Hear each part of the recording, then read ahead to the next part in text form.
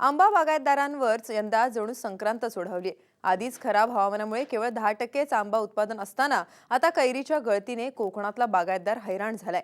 आंब्याला 33°C इतकं तापमान आवश्यक असतं, पण सध्या रत्नागिरीचा पारा 39°C पर्यंत पोहोचल्याने कैरी गळण्याचा मोठा फटका बसतोय.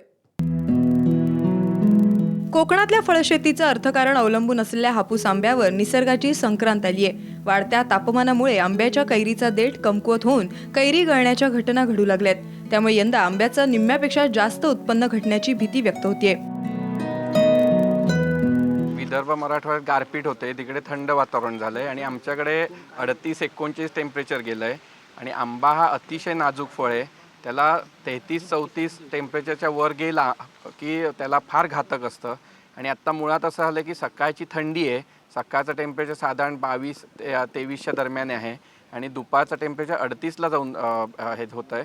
त्यामुळे आंबाला जो चीक असतो देठातला तो ड्राय होतो आणि तो ड्राय झाल्याने आंबा आपोआप गळून पडतोय. आणि आंब्याच्या झाडाखाली तुम्ही बघाल तर खूप खच पडू नये. ज्या आंब्याला आत्ता चांगला दर येणार आहे, म्हणजे मार्च एंडपर्यंत जो आंबा निघणार आहे, असा आंबा पूर्णतः भाजून तो खाली गळतोय की ज्याच्यात मॅच्युरिटी आलेली नसते त्या आंब्यात. कोकण किनारपट्टीवर गेल्या 4 ते 5 दिवसांपासून आलेल्या उष्णतेच्या लाटेमुळे रत्नागिरीचा पारा 39°वर गेलाय. हे वाढतं तापमान आंब्यासाठी घातक ठरतंय.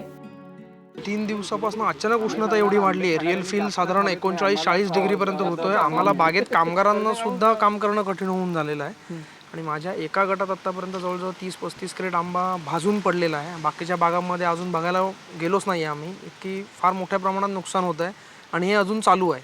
अजून किती आंबा असा भाजून पडेल आणि कितपत अजून नुकसान होईल काय अंदाज लावता येत नाही आहे. ऑलरेडी आंबा कमी आहे आणि त्यात असं जर भाजून आंबा पडायला लागला तर यंदा म्हणजे आर्थिक संकटच आहे यावर्षी.